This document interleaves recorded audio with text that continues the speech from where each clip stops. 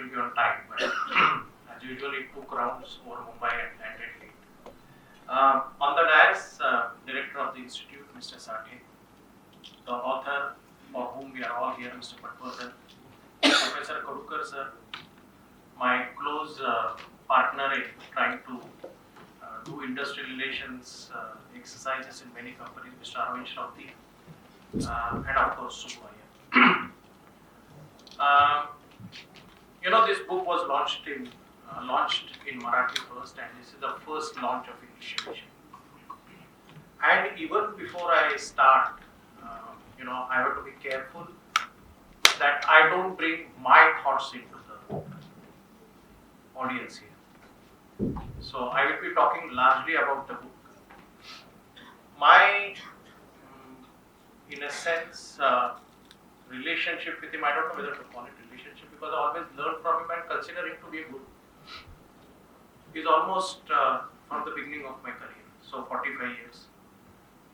And also I want to ensure that there will be many parallels or non-parallels, where one may agree what is written in the book, or one may have a different, one would have had a different experience.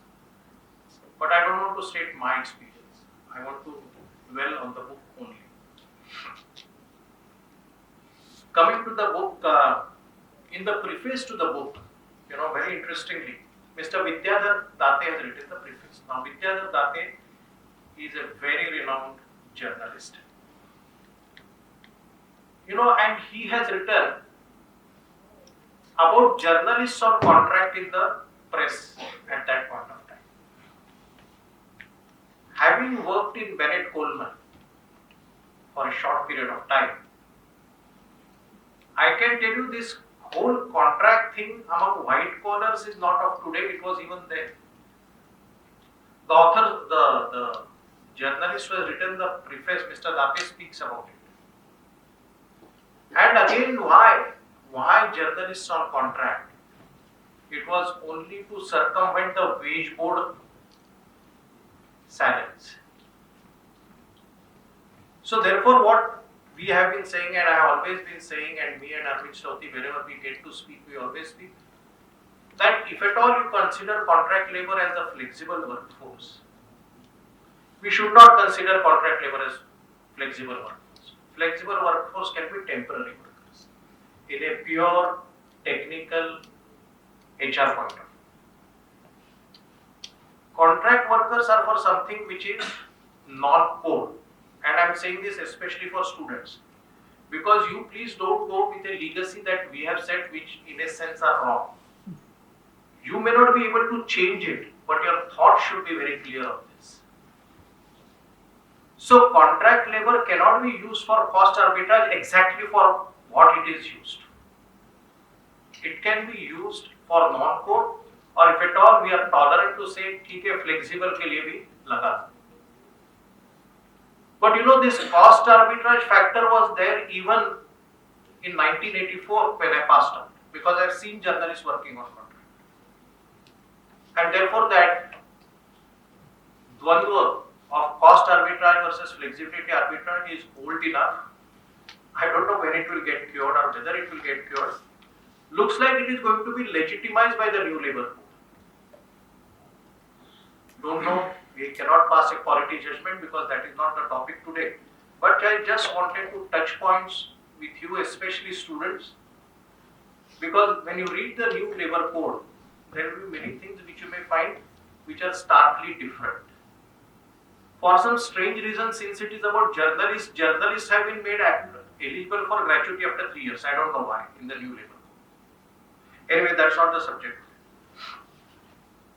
One of the points in the book, and it is on page number 6, is about learning through listening.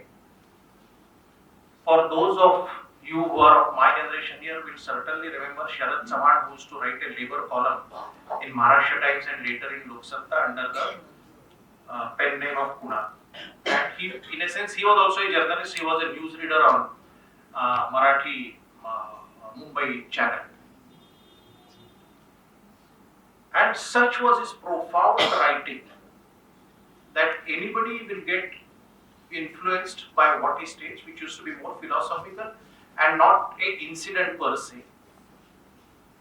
And Mr. Patvardhan said that he got terribly impressed and learned from the listening skills of Mr. Sharad Saman, which I am also a party to it. He will tell you to tell a story of industrial relations and he will keep on listening to you for half an hour without uttering a word. And if he finds it worth giving it as a lesson to the readers and labor people who are involved in labor matters, it will find a place in the column which used to come every Monday in Maharashtra Times.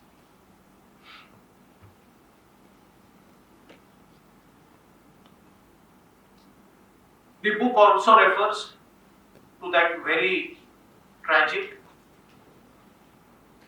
but a phenomenon which is very common, where we say that we pay minimum wages and we seem to take pride in that because we are complying with law.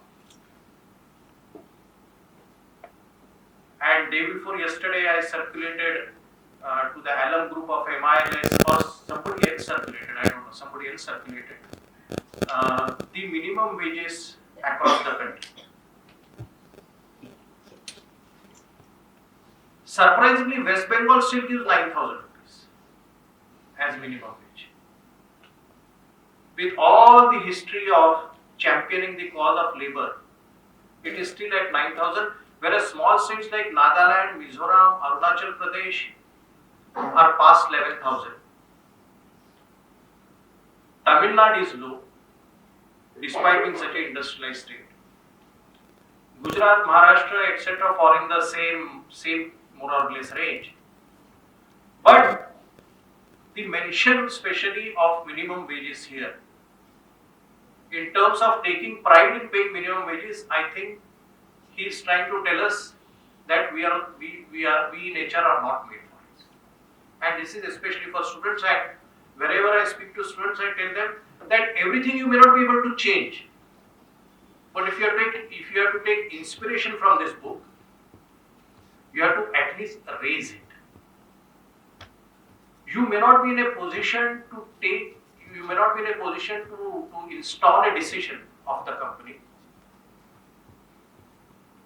But the test of your conscience keeper of the organization, are you going to raise it with your bosses, saying that, hey, 11,000, 12,000 rupees minimum wage in Maharashtra, especially in metro cities, is a cruel joke if sustainability of a human being and his family has to be attached to it.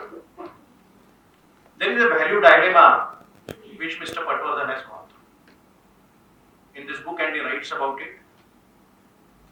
It's about 12 hours working versus 8 hours working. All of us who are in industry know about it, students don't know. But wherever there is a migrant workforce, the migrant workforce wants to work for 12 hours. We will want them to work for 8 hours. They say, if you are not going to allow us to work for 12 hours, we are not going to work for it. The reason is, since they are migrant, their families are at their home, and therefore their main focus is an income security, and that's where they want to maximize. Now it is a dilemma for most of us. If we say no, they are going to go and work in some other company because there are companies who are allowing it. If we say yes, we are violating the law, and this is a great value dilemma. Now, what is the answer? Because we will be faced, especially students will be faced with such ambiguities. And that is why I link it up to the previous point I made, that can we increase the wage by which they get 12 hours wage for 8 hours work? I think we should start trying to turn the model on the head. That is what the author perhaps is trying to prompt us through the book.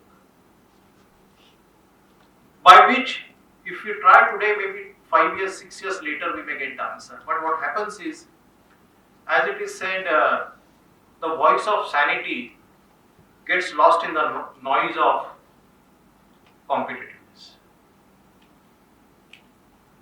To make them work for 8 hours only and give them a decent wage is sanity.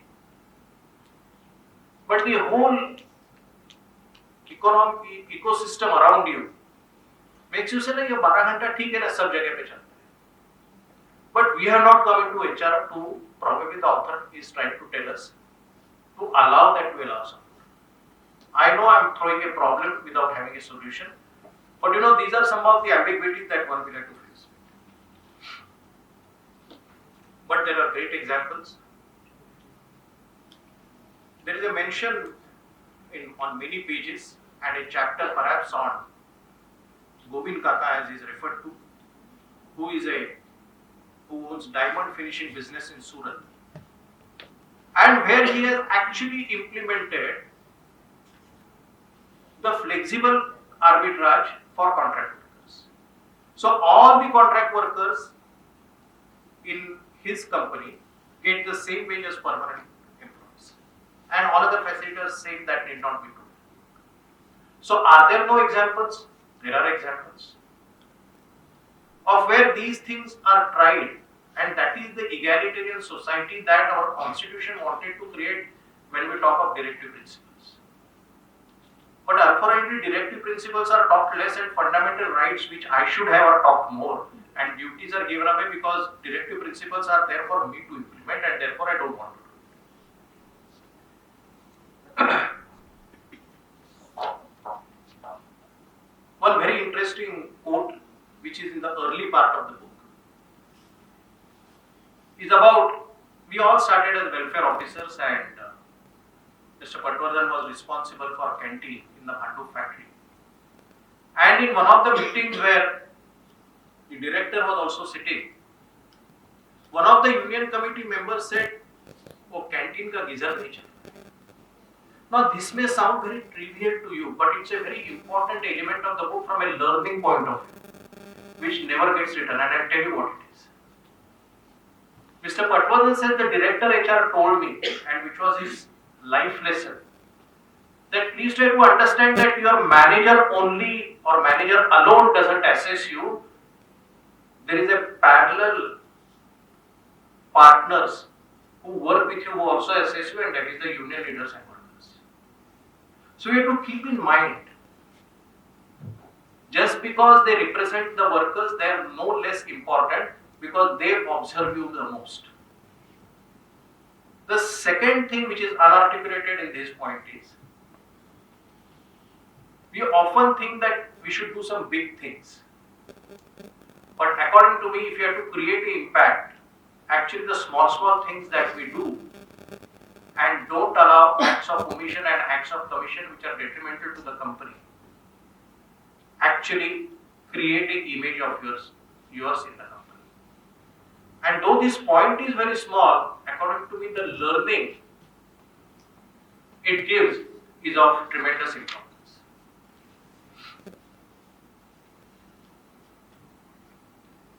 Again, another case of value dilemma, which is there in the book and vividly written, is about a worker who was suffering from leprosy.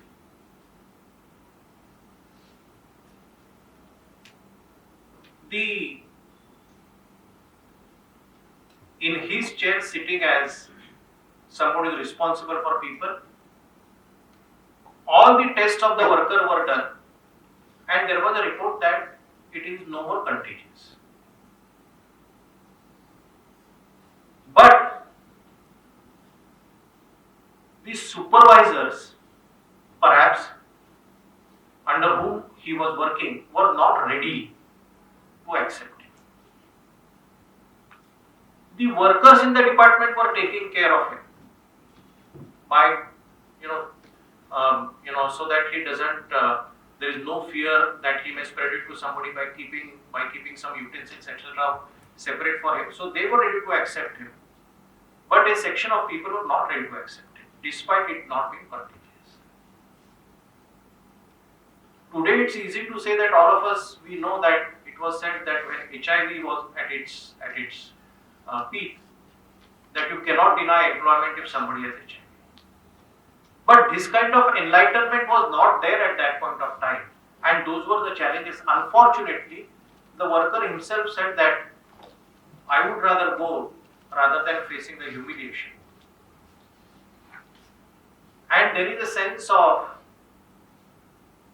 sorrow that Mr. Patvardhan expresses in the book that I was not able to retain.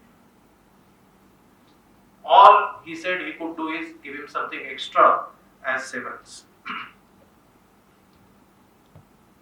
Another incident where in a sense he was not directly involved was the violence which happened in Asian Paints Bhandup factory. And on April 1, 1986, in the inter-union rivalry, since the name of the worker is quoted, and I also knew that worker. His name was Mr. Bhavdankar. He was stabbed in a running train at Bhandup, and it was a fatal assault on him. Keep this aside. The unfortunate part is none of the workers who were with him traveling in the train, because after the shift was over, people go by the same train from Bhandup. Nobody came forward to come forward as a witness. A crowded train, all of you know Mumbai well. None of the co-passengers also came. So that is the reflection of the society. The incident of 1986 has died, and the police have not been able to catch who were the murderers. Now that is the reflection of society, and more importantly, the co-workers who never came forward to be a witness. And the case continues by quoting one particular worker who probably was witness, and police tried to get from him.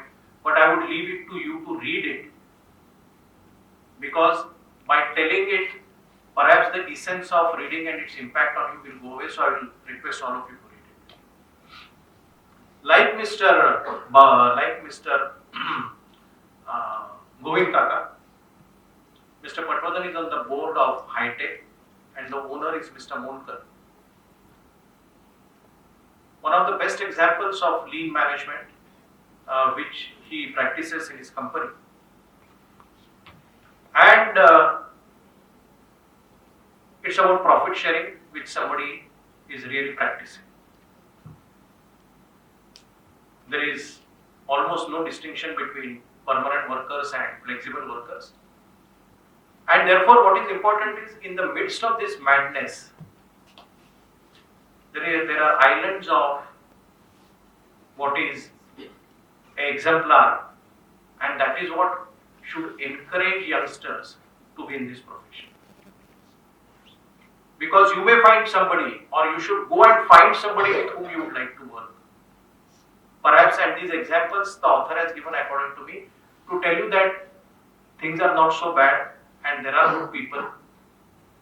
Issue is, are we also going to create such good people by influencing them?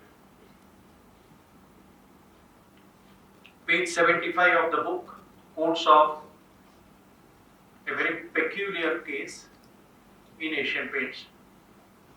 On one hand, there is an inter-union rivalry where somebody gets murdered. Of course, that came later. But before that, and many of you will perhaps experience it, you work in a factory where the recognized union doesn't have more than 10% membership, and the unrecognized union will have 90% membership. Now what do you do? So this was the situation in Asian Paints, and the company signed agreement with Mazdoor Congress, that is Dinava Party. Youngsters will not know. And the recognized union was Bharatiya Kamkar Sena under Mr. Dattaji sir. Now what to do if you can't sign agreement with 5-10% people, and even if you sign with 90%, it will not stand the scrutiny of law. But more important than that, Mr. Patvardhan told me that there was a great personal chemistry between Mr. Dinamama Patil and Mr. Dattaji. It is a fantastic example where personal relations will cross the boundaries of being competitive and inter-union. He could have very well sat tight, saying that I will not sign. And today we find union leaders who want to see each other like enemies, which is beyond, it is just like an adversarial relationship. It cannot be adversarial. After all, union leaders have to lead a section of people who are with them, but that does not mean others are bad. But those were the days where even the union leaders allowed the personal chemistry for the good of workmen. The section of the book also refers to communication and communication directly with employees. And there is a mention there in the book where these kind of relationships build a psychological contract. We are all in the business of HR to build psychological contracts. Contract of employment will remain, but are we able to build a psychological contract through some of the things that we want to do in the organization? And perhaps that is where again the example of Govind Kaka has been quoted by. The book also refers to the leftists, the socialists, and those who are on the right. That means right in the sense those philosophically, economically, politically, those who are on the right. And if you read in the book what Ram Manohar Lohia has been quoted, and I would invite all students to read Dattobadda Thengdi, who is considered to be right, representing BMS. Actually, their philosophy is same. Both of them talk about the disadvantaged sections of the society, and there is nothing, at least in the trade union movement, something left and something right. Those who represent the right. And therefore, many a times these things get created by misquoting or misapplying the philosophy of those who are thinkers in the field of labor. Coming to contract labor, I am sure that the library has a copy of the first Labour Commission report chaired by Dr. Gajendra Gadkar, Justice Gajendra Gadkar. The contract labor mention is there in that report also. But why has it assumed such a miserable picture today is for us to ponder on. And therefore, I would again urge, as an inspiration out of this book for students, to at least read some of the chapters of the Labour Commission report penned by Dr. Gajendra Gadkar. It would be worthwhile to add to your knowledge. What my senior friend said about learning basics. These are some of the publications which give you the basics. And it creates a great treasury for you in terms of the knowledge in the domain which you have selected for yourself.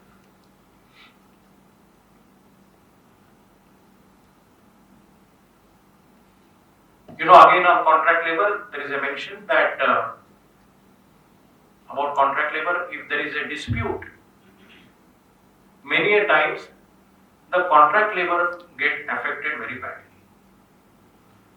And one of the very common tricks of unions, at least in those times, used to be, if there is some agitational, some event going on between union and management, the union will stop contract workers from coming to work. Now they have nothing to do with the dispute that is going on.